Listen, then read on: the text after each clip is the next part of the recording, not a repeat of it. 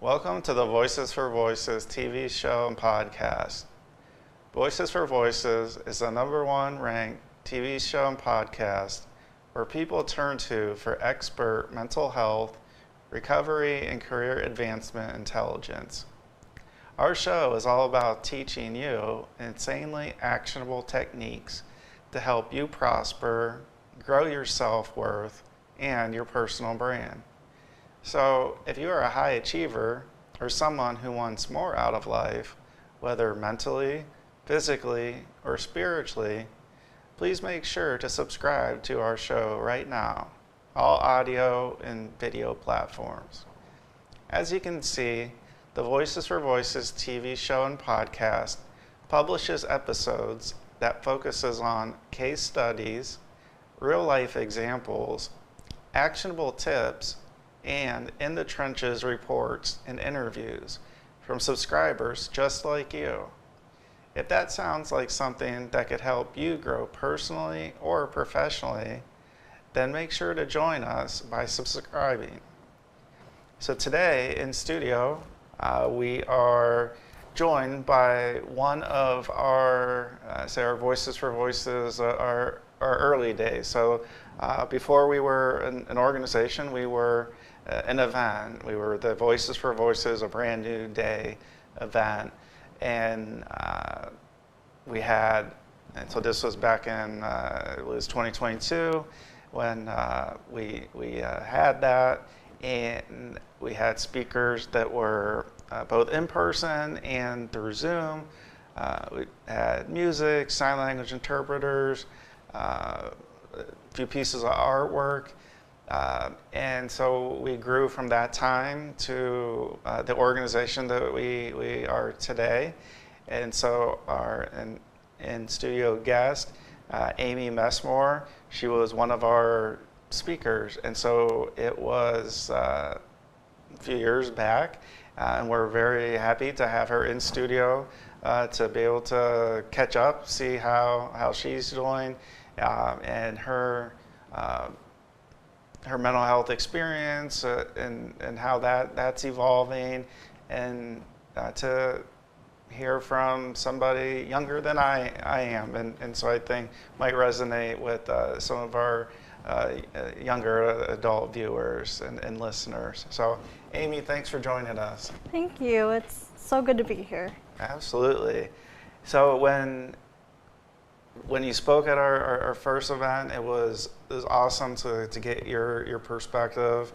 I think you were either just started or you're in college, and so you were walking through different experiences in high school and then transitioning and into college and kind of all those topics and experiences.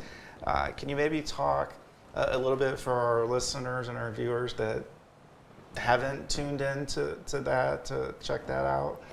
Yes. So when I was in high school, I was diagnosed with depression. And that was really rough because I didn't really know what to expect, mainly like healthcare wise with that. But I had a lot of support from family and friends, and that really helped me through college. Still struggled, but then another big struggle in college was anxiety. And I was diagnosed with generalized anxiety in 2022. I couldn't even drive. I was terrified of like any form of transportation, but had a great team of doctors and a counselor help me through that. But yeah, that's mainly like my experience from high school up until college was those two diagnoses. Okay, and so you mentioned I say being scared, fearful. You hear the terms, and our mind tends to get worked up and like, what's this mean, and what are people going to think, and all those. So can you maybe talk about acceptance of that, like whenever that came? I said, probably didn't come at that moment, the diagnosis. At least I know with me that it came at a later date. But I think some viewers and listeners might be kind of in that same boat of, I've been given this diagnosis, or I've heard this, and I don't want to go to a therapist. I don't want to go to a psychiatrist.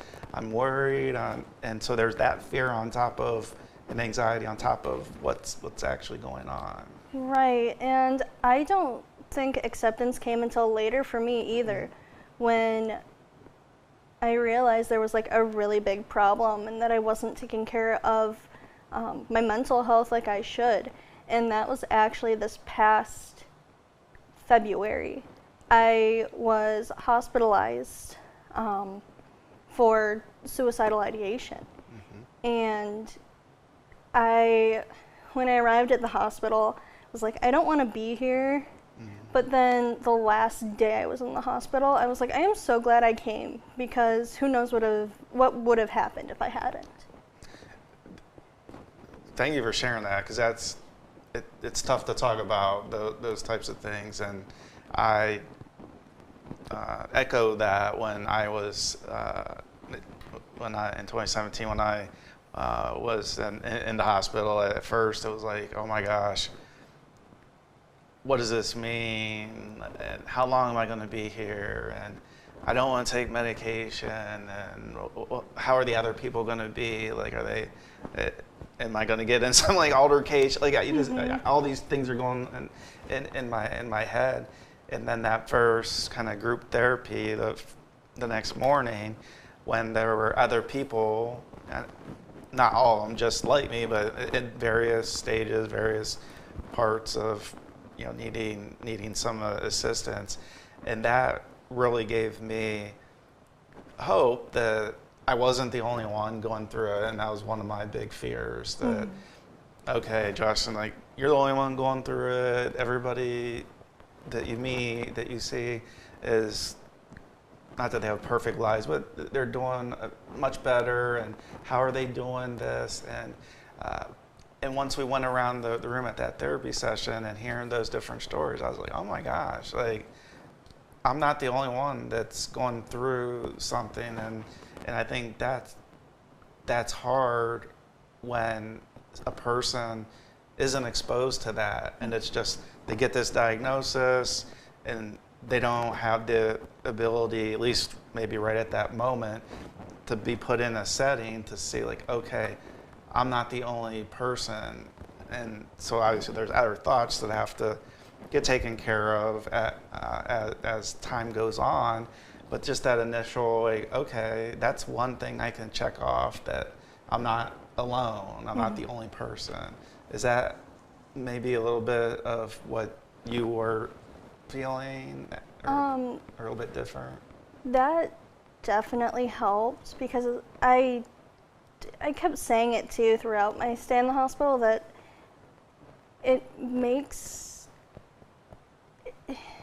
it easier to know that I wasn't alone, and that there were like other like supports there too. Even the people like who were in group therapy, the patients that were with me were very supportive, and we had a lot of great conversations. Yeah, and I think that's, yeah, I look back at that time for me, for those 5 days. It started out as like, I don't know what to do. I was given the choice, but I was just at kind of my wit's end. I didn't know what to do. And I asked my wife, what do I do? And I was always up until that point, and I had all the answers. I was able to find everything. And at that point, like, I didn't. I was like, okay, I've lost 30 pounds, and the fearful, the driving part, yep, check that box. That was me. I was like, oh my gosh, like, having panic attacks at a red light, like, when's it gonna turn green? And so many of those situations, that trying to explain it to somebody who isn't going through it, they're like, you're crazy. And so I had that going on my mind. I'm like, oh, I'm crazy. But to actually sit and hear others and have the care not only from the therapy there, but if medication of like what to start on and what to do, and I love the fact there was like no phones, like I was able to truly just like reset my whole mind and body, and I look back at that time now and to, like you said, like I'm glad I went. I don't know where I would be if I didn't go, because I was given a choice of, well, you're not dying right now, so we can discharge you, and so it was very, very difficult. And I was like, how are my relatives going to judge me now, and what are they going to say, and how do I explain it to them? And as you probably know, it's exhausting sharing story and experiences and all the things we have built up in our minds over the years or the days and the months, and so that was like another big fear of like, oh my gosh, I don't want to have to explain it again. I want to be able just to continue on. And I think that for me now, with having just that continuum of care and having that team of being able to go into a therapy appointment and already having kind of the baseline information and years of visits where I don't have to go and rehash that. But there sometimes ends up being where you have to if there's a new therapist. And in my case, I had my main one for 6 years, and then he retired. So it was like, okay, I had kind of this map of how I was going about things, and I was stable, and now like, oh my gosh, now I got to find somebody new. Then I got up to why are you here? And it's like, oh my gosh, like really? Can we just connect all the databases together and put that information? Because I just want to talk about like where I'm at now, and I want you to already know where I was and that. So if I refer back, then you have that idea. How do you look at therapy? Because I know therapy, just that word, to some people is, I don't know, it's a bad word. Like, oh my God, I don't need to talk to anybody. I'm fine. I'll just get through it. How do you look at therapy? Do you look at it as something that's good, that when you leave, that you feel a little bit better, that you're able to get some things, some experiences, some things kind of like out of our brain? I think therapy is a very good thing. I definitely believe that talking to someone, especially with that experience, the experience that clinical mental health professionals have, is important because they're trained in helping people figure out, what's going on. And, I'm actually going to school for clinical mental health, so. Oh, awesome! Yeah. So how did your recovery and all that, how'd that play into that decision? That's a really good question, and I think since a young age I've always wanted to be a therapist. I went into teaching, didn't really enjoy it, and then I'm like, okay, I'm gonna go to school for to become a therapist, and I really enjoy it. And honestly, I'm learning so much about myself that I didn't even consider before going into the program, which is really awesome. Yeah. So if somebody is interested in that and is in that, I guess, that thought space of, I want to go to school, I want to go to school, university, college, what kind of steps are needed, or something that I'll say pushed you over the edge in a good way of okay, here's where I want to be. Like you said, I was in teaching, and then this was a logical next step. So for somebody who may have that interest, can you suggest or recommend kind of how the process might be if somebody has that interest? So I I just like was thinking about it for a little bit, and I was like, I really do want to get a master's because I don't have a job right now, and would like a job in something to still help people. And counseling was that area. I highly recommend asking supports, even just scheduling with career counseling. That's actually the first step I took, was Kent State for alumni has free career counseling. Oh. And talked to them too, and I'm like, I'm really stuck, I don't know what to do, and they kind of helped me figure out what those next steps would be. I also talked to people around the area I'm in, what they like about being a counselor, and so I highly recommend like talking to professionals around where you are for whatever field you want to go in if you're considering a master's. And I think that's awesome, because just like you said, that whether it's the mental health field or it's a different field, of just sitting with somebody and having them ask questions about like, what do you like, what don't you like, and help guide that decision. And if that's something that you want to do, then those are the professionals that can help guide getting scheduled with classes. Like, can you give an idea of just like how long that process was, like from like when you talked to a counselor to like when you were able to get enrolled? Like, was it a short period, or was it a waiting period? It took about 2 to 3 months. What I like about, I go to Walsh right now. What I like about their clinical mental health program is they accept on a rolling basis. Okay. So you don't have to wait for like fall or spring or summer to enroll. They just accept applications throughout the whole year.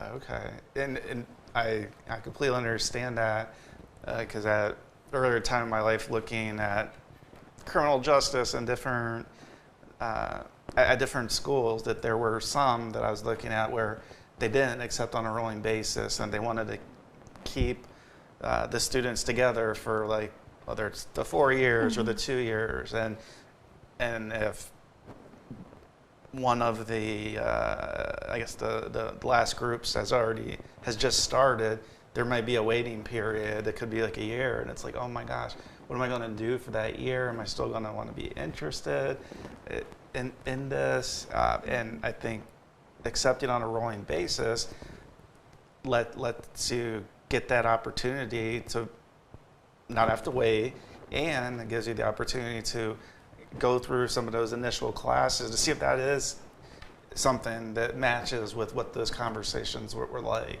'Cause I remember being in situations where, you know, you read something on the website, you talk to somebody, but then once you're in a class, like, oh my gosh, I didn't even think about this. Like, I don't know if this is something I want to do. And I think it's just helpful for anybody, whatever they're looking, whether it's school, whether it's applying to jobs with different companies and locations. And so I guess I'm trying, how long is that program, I guess, so if somebody is wondering?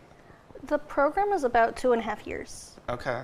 And I go full-time, so it's spring, fall, and summer. Yeah. Okay.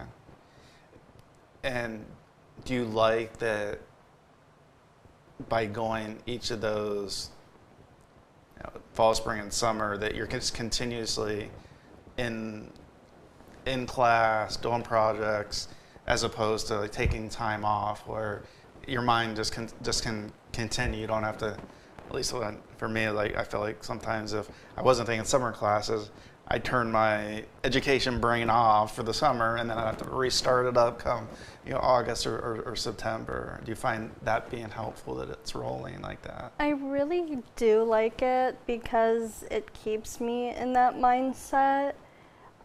There are like smaller breaks, but then like it's almost like right back into classes. But I do like that it's all year.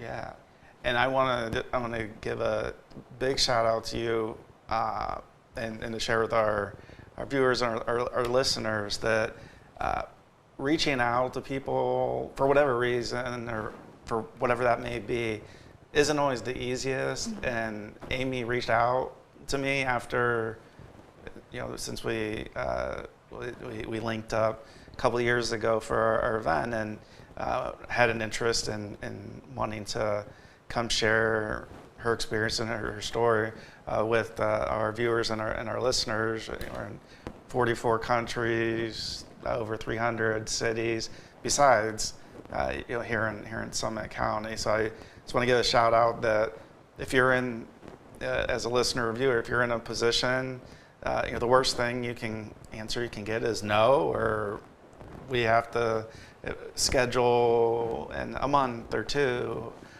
whether it's for a podcast or a TV show, or whether it's for a sports program, whatever those things are, just reaching out and asking is awesome. So I want to give, again, big shout out and thank you, Amy, for doing that, because that's how we were able to get kind of relinked back up, and be able to say, yeah, like we're doing this on a rolling basis. Here's the times and the date, and so here we are. Now we're filming it, and it's real. Like the way it's like, oh my gosh, what's it gonna be like? And then when it's actually here, I think it's pretty cool to be able to just be around just the whole filming process and seeing how it works, and then knowing that the story is gonna reach and touch so many lives. So yeah, thank you for doing that. To again, just to reach back out from a I guess so, like for your mental health team, like your therapists and doctors.